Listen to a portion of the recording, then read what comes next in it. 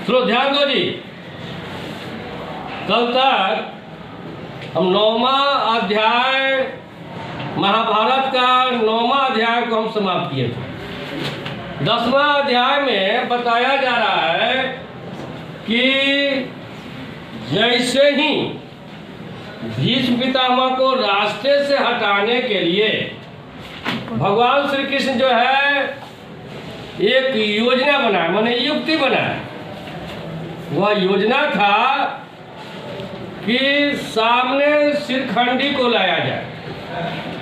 शिखंडी वही शिखंडी है जिसे विचित्रवीर के माने विवाह के समय काशी नरेश का जब अपने पुत्री के लिए स्वयंवर रचे थे, अर्थात उनके 3 पुत्री थी, अम्बा, अम्बे, अम्बालिका। तो इन्हें जो है इस स्वयंवर में भाग लेने के लिए निमंत्रण नहीं मिला था और यह क्षत्रिय हस्तिनापुर के प्रतापी राजकुमार थे। इन्हें जो है उस समय जिस समय इन्होंने काशी नरेश के यहाँ स्वयंवर में पहुँचे तो अपनी पराक्रम को दिखाने के लिए इन्होंने एक बाण चलाया और सभी के मुकुट जो है सिर से अलग कर दिया। सभी राजा जो है वहाँ जितने भी स्वयंवर में भाग लेने आए, इनका को जो है किसी ने कोई विरोध नहीं किया और विरोध करने की क्षमता भी इनमें नहीं थी। किसी में इनका विरोध करने में कोई क्षमता नहीं। ये परशुराम के परम शिष्य भी है, पराक्रमी भी है, इसलिए इन्होंने बलपूर्वक काशी नरेश के 3 पुत्री को, अम्बा, अम्बे, अम्बालिका को स्वयंवर से उठा कर ले आए और अपने जो है दूसरी माता, इनकी अपनी माता गंगा है, ठीक। और यह कहानी ये है उन गंगा माँ का 8वां पुत्र भीष्म पितामह गंगा माता से जन्म लिए हुए ये 8वें पुत्र है। 7 पुत्र को तो गंगा जो है अपने गंगा में ही, अपनी गंगा नदी में ही प्रवाहित कर दिया, अर्थात उसका पालन पोषण बाकी 7 भाई का गंगा ने किया है, जिसे हस्तिनापुर के राजा उस समय का शांतनु जो है शर्त के अनुसार शादी किए थे। तो गंगा कही थी कि अगर मैं कुछ भी करूं आप हस्तक्षेप नहीं करेंगे, मने मुझे रोकेंगे नहीं। अगर जिस दिन आप हस्तक्षेप किए उसी दिन हम हस्तिनापुर छोड़कर वापस आ जाऊंगे। तो 8वें पुत्र में उन्होंने हस्तक्षेप कर दिए। वही 8वां पुत्र है देवव्रत। भीष्म पितामह नहीं है, देवव्रत नाम है बचपन का। वो तो जब देवव्रत को गंगा जब अपने राजा शांतनु के हवाले करके और वापस चली गई। अब क्या हुआ कि वह जो है शांतनु इसका लालन पालन किया, राजकुमार का, देवव्रत का। किंतु जब एक संध्या वह अपने राज के गंगा किनारे जब ये घूम रहे थे तो एक अति रूपवती कन्या को, मने लड़की को देखे नाव जो है चला रही है। वह मोहित होकर उससे शादी का प्रस्ताव डाले थे। शांतनु ने प्रस्ताव डाले, किंतु निषाद राज उसके पिता ने कहा कि ठीक है, शादी का एक शर्त होगा, जो हमारे पुत्री से जो बच्चे जन्म लेंगे वही उत्तराधिकारी बनेगा। इस पर राजा ने इनकार किया और वापस अपने राज को आ गए, खाना पीना सब छोड़ दिए। किंतु सारथी के द्वारा उन्हें जब पता चला मने देवव्रत को, तो वह आया और निषाद राज के सामने जो है रूपवती को, उनकी कन्या रूपवती को जो है मैंने माता कहकर संबोधित किया। और वहीं पर जो है आकाश को साक्षी मानकर भीष्म में प्रतिज्ञा किया, इसी से उनका नाम भीष्म पड़ गया। तो प्रतिज्ञा में उन्होंने ब्रह्मचर्य का जो है कि प्रतिज्ञा किया था, आजीवन ब्रह्मचर्य रहने का। अब यहाँ पर जो है उन्होंने स्वयंवर में आए हैं, अंबालिका का जो है स्वयंवर से उठाकर जब ले गए अपने मतलब दूसरे जो है माता की पुत्री के लिए, तो उस पुत्र जो विचित्र वीर था उसने तो जब शादी किया तो अम्बे से शादी हो गई, बल्कि अंबालिका जो कही कि मैं शादी नहीं करूंगी, क्योंकि वह किसी और राजा को जो है कि वरमाला पहनाने की इच्छुक थी, जो वह राजा वहाँ आए हुए हुए था। किंतु अब जो है अब क्या किया जाए, तो उसे मान सम्मान के साथ उस राजा के पास भेजा गया। अंबालिका वहाँ गई, किंतु वह राजा फिर शादी करने से इनकार कर गया कि नहीं, जब एक बार तुम्हें हस्तिनापुर ले जाया गया है तो अब शादी नहीं करेंगे। और यहाँ विचित्र वीर भी शादी नहीं कर रहा था। अब इस असमंजस में उसने भीष्म पितामह से बोली कि आपको शादी करना होगा, क्योंकि आपने बड़ी स्वयंवर में से उठा के लाए। तो भीष्म पितामह कहे कि हम शादी नहीं कर सकते हैं, क्योंकि हम तो ब्रह्मचर्य हैं, हम अपना जो है प्रतिज्ञा नहीं तोड़ेंगे। इस पर जो है वह अब जो है ऋषि मुनियों से, सभी दूसरे राज्य के राजाओं से सहायता मांगा, कोई सहायता नहीं दिया। तो अंत में वही जो है अंबालिका श्राप देती है कि मैं अगले जन्म में इसका बदला लेकर रहूंगी। और वह अग्नि के हवाले आत्मदाह कर ली, मैंने जल कर भस्म हो गई। आज वही जो है श्रीखंडी बनकर अर्जुन के रथ पर आ चुका है। ये हम चल रहे हैं 10वां अध्याय में, ठीक है, इसी पाठ में है ये चीज, है ना। भीष्म में सर कहते हैं बाण को, है ना, बाण का पर्यायवाची है बाण। सैया माने बिछावन, तो बाणों की बिछावन पर यह है शीर्षक आता। अब जो है जैसे ही श्रीखंडी को जब देखते हैं भीष्म पितामह 10वें दिन कि सामने वही आ गई, मने आ चुकी है, ताकि श्रीखंडी राजा है, बाकी पिछले जन्म का जो है इनमें उतनी शक्ति थी भीष्म पितामह में पहचान लेने का, तो पहचान गई यार ये तो अंबालिका है, ये तो एक स्त्री है, औरत है। वह जो है अपना बाण नीचे रख दिए। इसी का मौका का लाभ लेकर अर्जुन जो है श्रीखंडी के पीछे से बाण चलाना शुरू कर दिया। बच्चों कहते हैं कि बाण लगातार चलाए, पूरे शरीर को बेध दिए, पूरा शरीर उनका घायल हो गया, बाण आर पार कर गया पूरे शरीर से, और अंत में वह गिर गए तो जमीन को भी स्पर्श नहीं कर पाए, जमीन को भी वह स्पर्श नहीं कर पाए, कारण कि वह जो बाण था वह आर पार था। बाण जो है जिस प्रकार से तीर का जो है ये बाण है और आदमी का शरीर इस बीच में है, तो गिरते ही जो है वह तीर जो है नीचे गद गया और आदमी ऊपर ही रह गया। इस प्रकार से वह धरती को भी स्पर्श नहीं कर पाए और न जो है ऊपर ही थे, बाण के बीच में उनका शरीर विधा हुआ और करार है, घायल है। अब जो है सूर्यास्त भी हो चला था, क्योंकि ये अंतिम पहर की बात, दिन के चौथे पहर मने संध्या वेला की बात है। गिर गए, सूर्यास्त भी हो चुका था, युद्ध जो है समाप्त हो गया। सेनापति ही यहाँ पर जो है घायल होकर गिरा हुआ है। अब जो है दोनों तरफ से जो भी राजा महाराजा या योद्धा सभी आ गए, जहाँ ये बाणों की सैया पर गिरे हुए हैं।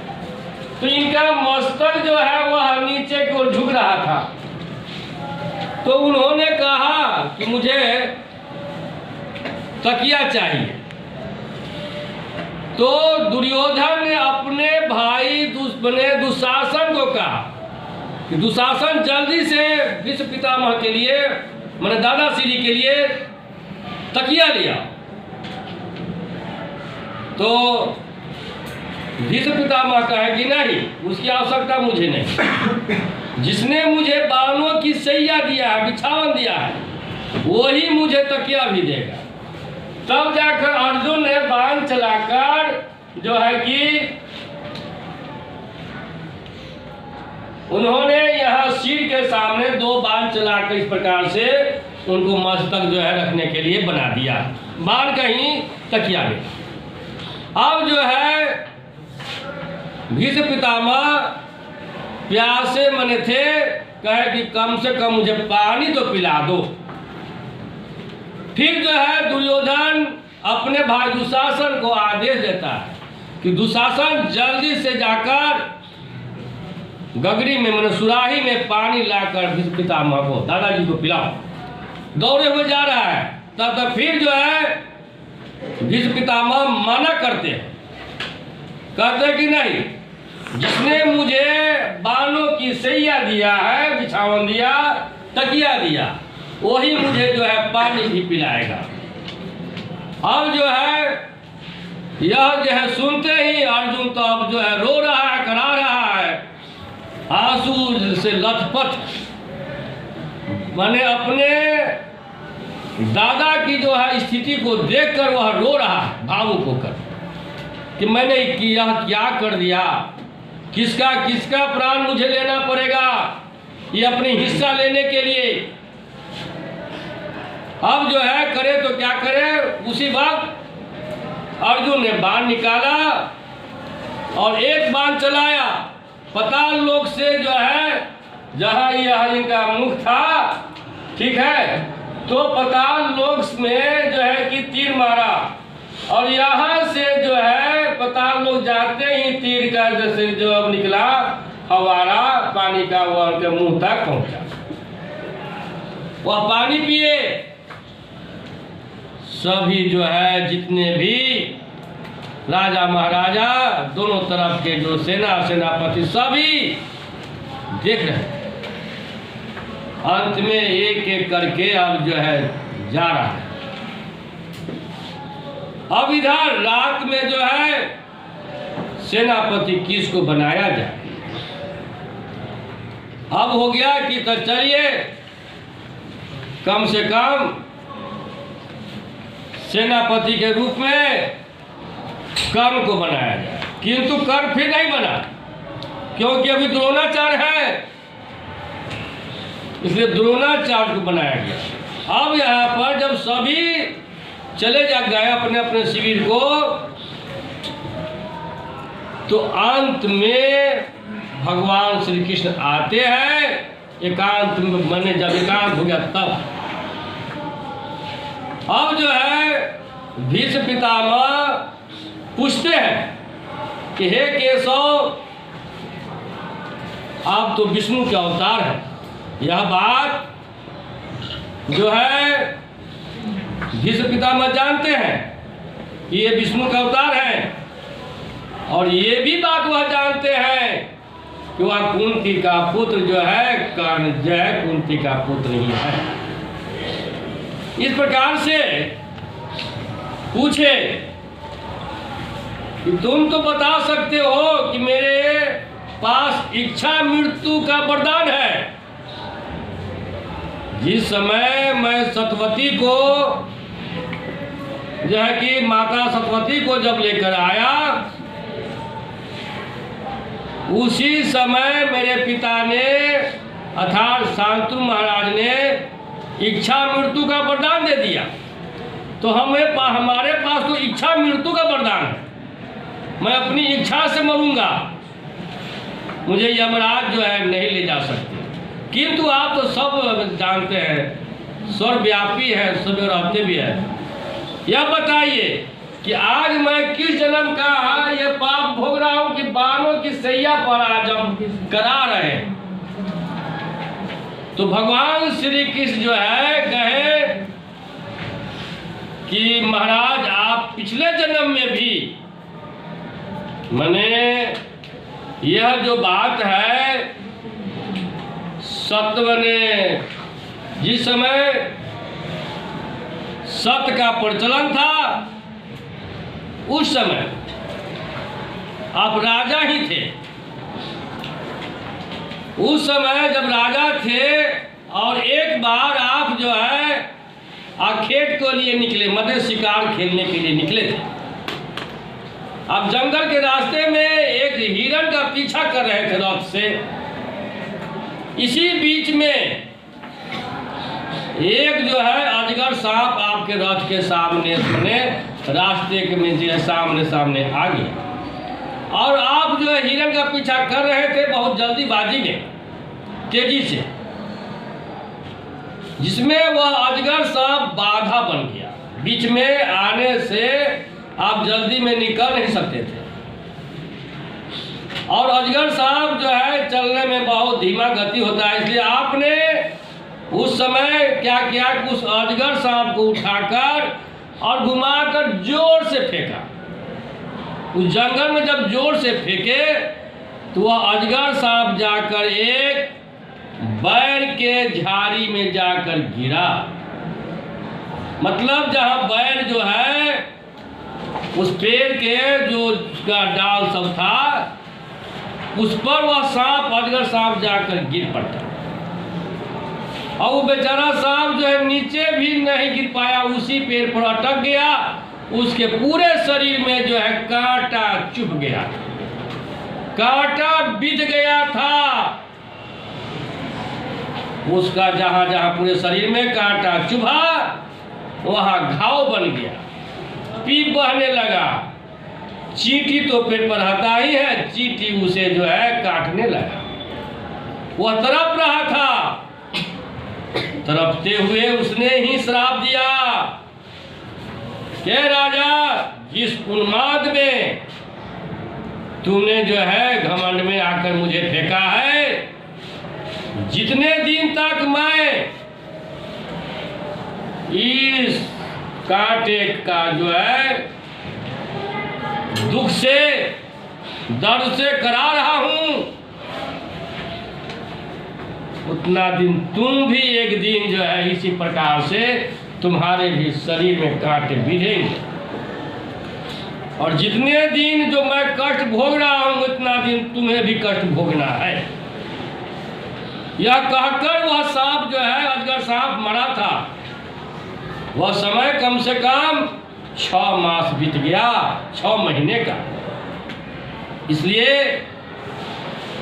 हे भीष्म पितामह, भगवान श्री कृष्ण बताते हैं कि आपको इच्छा मृत्यु है, फिर भी आप जो है अपना प्राण अभी नहीं त्याग सकते, क्योंकि जब तक हस्तिनापुर सुरक्षित नहीं होगा, सूर्य जो है दक्षिणायन से उत्तरायण नहीं होगा, तब तक आप प्राण नहीं त्यागिएगा। और इस क्रम में इतना होने में कम से कम 6 महीने का समय लगेगा।